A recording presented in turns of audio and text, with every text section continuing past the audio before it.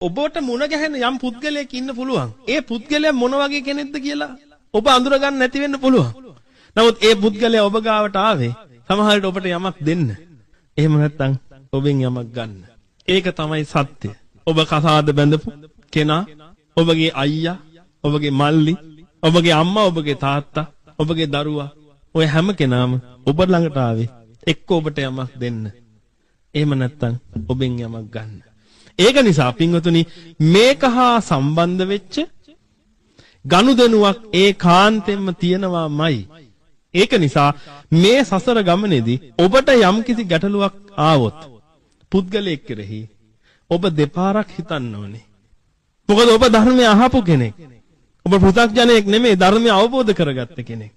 ඔබ බලන්න ඇයි මෙයා මට මෙහෙම කරන්නේ? මෙච්චරයි ඉඳද්දී ඇයි එයා මට මෙහෙම කරන්නේ? එහෙනම් මගේ අතින් ලොකු වරදක් මෙයාට සිද්ධ වෙලා තියෙනවා. මගේ අතින් ලොකු වරදක් මෙයාට සිද්ධ වෙලා තියෙනවා.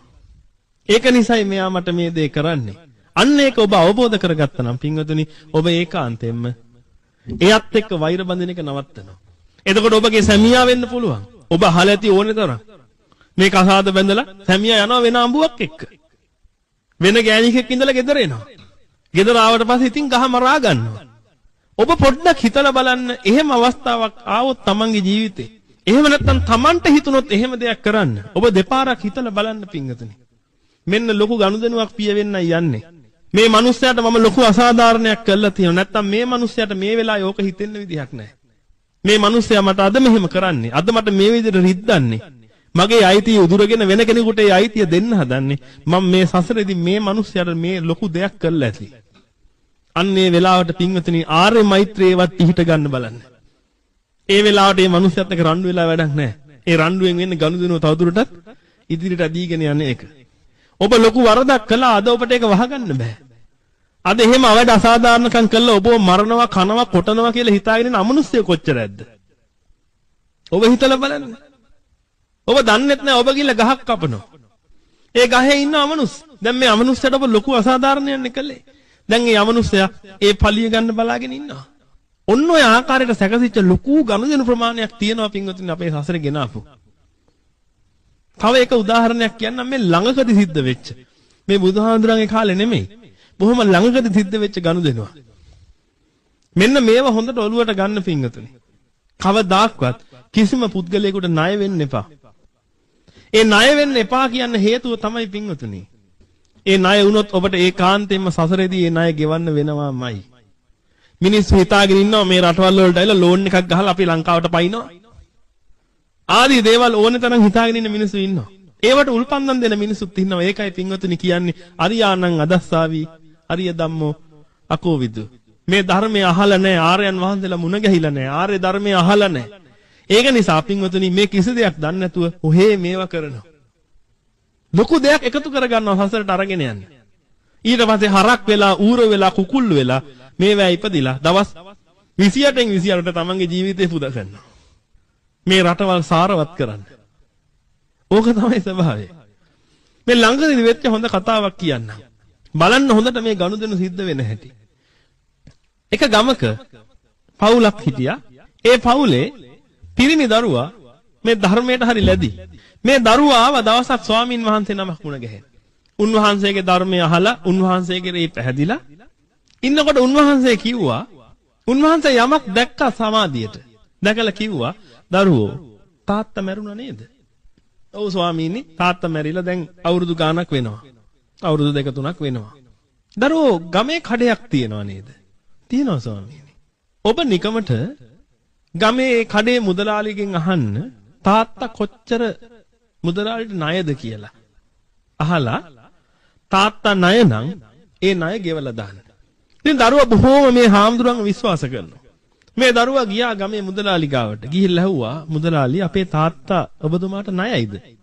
ඒ වෙලාවේ මුදලාලි කියනවා අනේ ඔව් පුතේ මේ ණයක් තිබුණා මං ඕව ගණන් ගන්නෑ. එයා මගේ යාළුවෙක් නේ. නෑ මුදලාලි. තාත්තා කීයක් ණයද කියලා මට හොයලා කියන්න. ඒ වෙලාවේ මුදලාලි අර පරණ පොත් පෙරලා මෙන්න මෙච්චරක් ණයයි කියලා. මේ දරුවා ගෙදර ගිහිල්ලා ඒ සල්ලි අරගෙන ඇවිල්ලා මුදලාලිට දුන්නලු.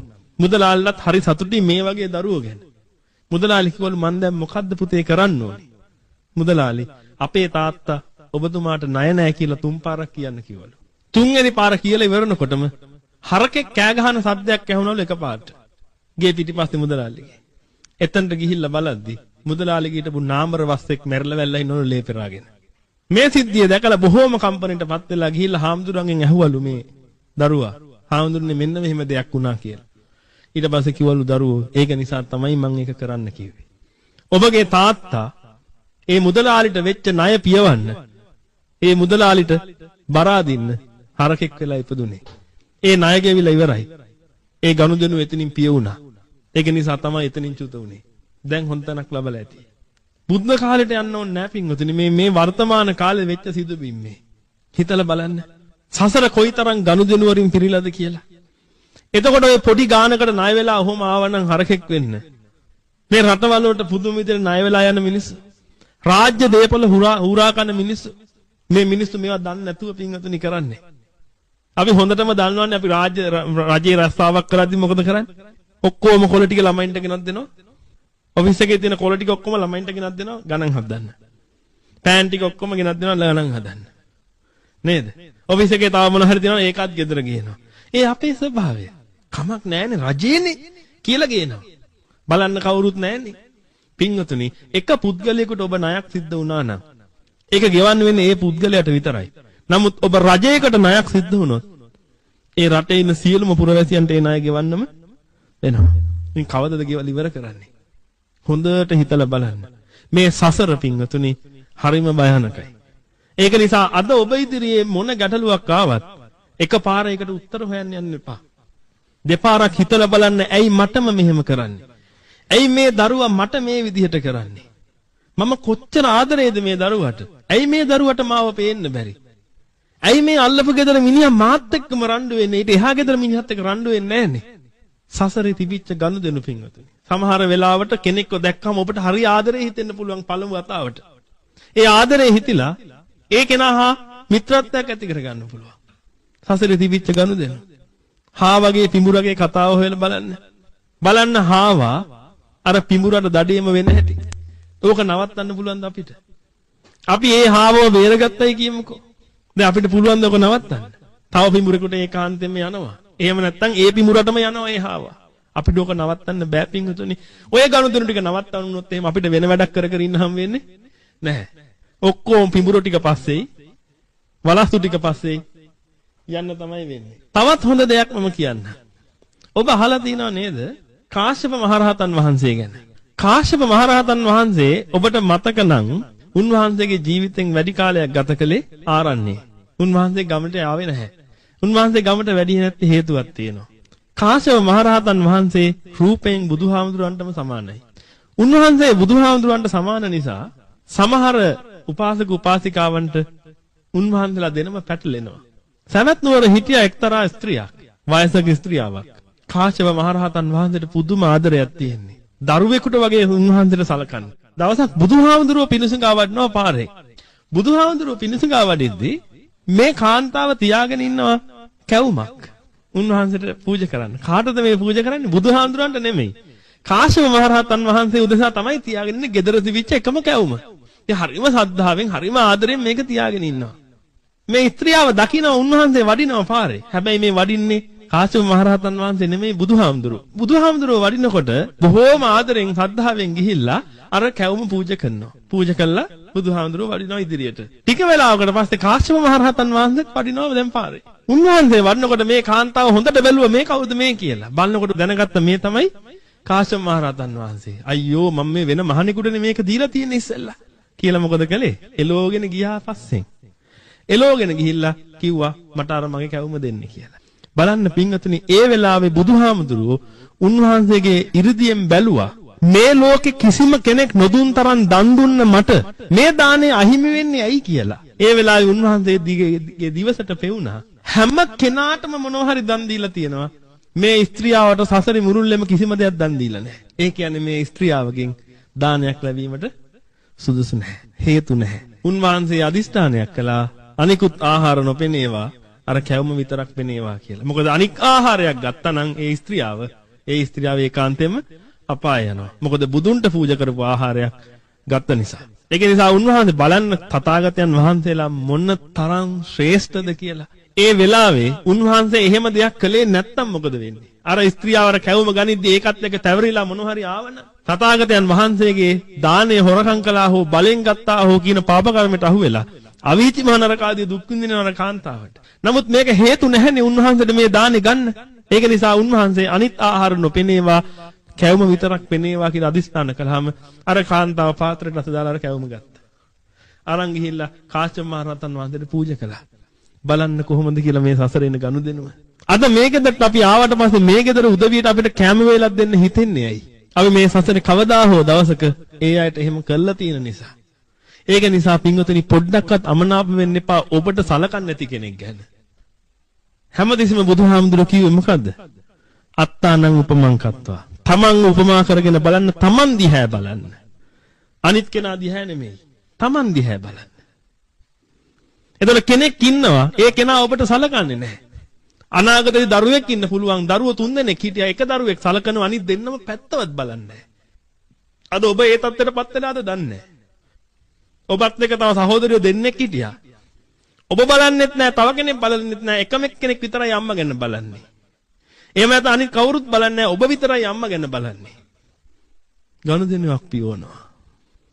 අන්න ඒකයි පින්වතුනි, මේ ධර්මය හරියට ඔබ අවබෝධ කරගත්තා නම් මෙතනින් එහාට ඔබ ඔය කිසිම ගනුදෙනුවක් අරගෙන යන්නේ නැහැ.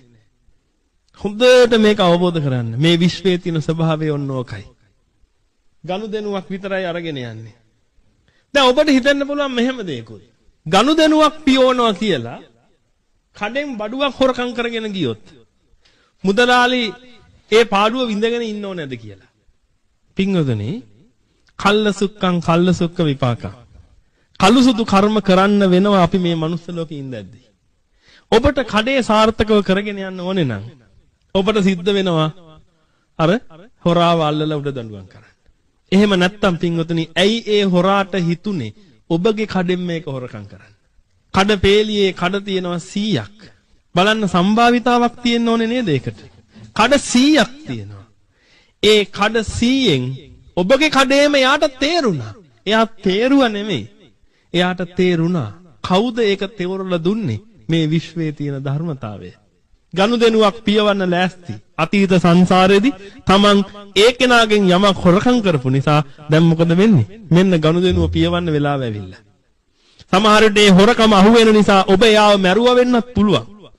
ඒක නිසා ඒ හොරා ගෙදරින් එද්දී කෝකටත් කියලා ඉනේ ගහගෙන එනවා පිහියකුත්.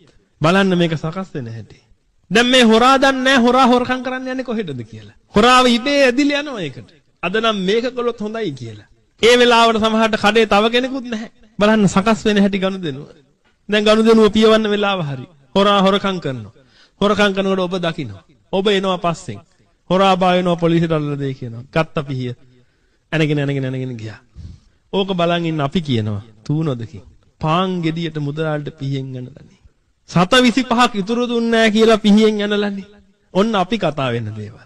ඊට වඩා ලොකු කතන්දරයක් එතන පියවිලා තියෙන්නේ. 725 කියන්නේ එතනට මූල කාරණාවෙත් පුංචි හේතුවක් විතරයි. මිනිහෙකුට ඇසිඩ් ගහනවා කියන එක ගැන හිතලා බලන්න. ඔච්චර දේවල් කරන්න පුළුවන්කම තියෙද්දී ලස්සන කෙල්ලකගේ මූණකට ඇසිඩ් ගහනවා කියන්නේ මොන තරම් දරුණු අදහසක්ද? කොහොමද පින්වත්නි ඔය දරුණු අදහස එන්නේ? ඔබ හිතනවද මේ ඉබේ පහළ වෙනවා කියලා ඒ අදහස? ඔබට තව කෙනෙක් ගැන යමක් හිතෙන්නේ පින්වතුනි, සංකාරයක් වැඩෙන්නේ මොකක් නිසාද? අර ඔබ කරගත්ත ලොකු ගනුදෙනුවක් නිසා. මේක ඔබට නවත්තන්න පුළුවන් දෙයක් නෙමෙයි. හැබැයි ඔබට මේක මෙතනින් ඉදිරියට යන එක නවත්තන්න පුළුවන්. සහ ඔබට ඔබගේ ජීවිතය සාර්ථකව ගත කරන්න පුළුවන් මේක අවබෝධ කරගත්තා. අද ඔබ මාත් එක්ක කියලා ඇති ඔබට තියෙන ප්‍රශ්න. මම සමාජ සේවය කරනවා. ඒ කරද්දි මට අරයා මෙහෙම එනවා. මෙයා මෙහෙම එනවා. මං ගැන අරයා මෙහෙම කියනවා. පින්වතුනි ඔබට විතරක් නෙමෙයි. තථාගතයන් වහන්සේටත් ඒ දේවල් තිබුණනේ. දේවදත්තත් ලොකු ගනුදෙනුවක් නේද පියව ඉදිරියට ආවේ. එයා ඒ කාලේ අර කච්චපුට මේ සේරිවාණිජ කියන දෙන්න ඉන්න කාලේ. එදා එයා හිතාගත්ත මට අයිති දෙයක් උඹ හොරකම් කළේ. නැත්නම් හොරකම් බලෙන් ගත්තා මගෙන්. එයා එහෙම හිතාගත්තා. නමුත් එහෙම නෙමෙයි සිද්ධ වුනේ. ඔබ දන්නවනේ ජාතකය. එයා හිතාගත්ත ඔබ මට අයිති දෙයක් ඔය ගත්තේ. ඒක නිසා මං උඹෙන් ಜಾතිත් පල්ලි ගන්නවා. මේ අතේ තියෙන වැලිය අහුරේ තියෙන වැලියට ගානට මං උඹෙන් මේකේ වාඩුව ගන්නවා. එදා ඒ කරපු මේ වෛරයට පින්වතුනි ඒක කෙලවරුනේ කවද්ද? කෙලවරුනේ කවද්ද? තථාගතයන් වහන්සේ බුද්ධ රාජ්‍යයට පත් වුණාට පස්සේ බලන්න සසර ගනුදෙනුව කොහොමද ආවේ කියලා. ඔබට විතරක් නෙමෙයි පින්වතුනි මට එරෙහිව නැගිටින මිනිස්සු ඉන්නවා. ඒ මිනිසුත් එක්ක වෛර කරන්න මම යන්නේ නැහැ. මම දන්නවා එක දෙයක්. ඇයි ඒ මිනිස්සයා මට එරෙහිව නැගී සිටින්නේ? සසර තුලදී මම ඒ මිනිස්සට ලොකු අවඩ අසාධාරණකම් කළා ඇති. ඒක නිසා පින්වතුනි මම ආර්ය මෛත්‍රිය වඩන වෙලාවට ඒ පුද්ගලයාව සිහි කළා වෙනම ඒ පුද්ගලයාගේ නම සිහි කරගෙන ඒ පුද්ගලයාගේ රූපේ මනසේ මවාගෙන ඒ පුද්ගලයාට ආර්ය මෛත්‍රිය වඩනවා.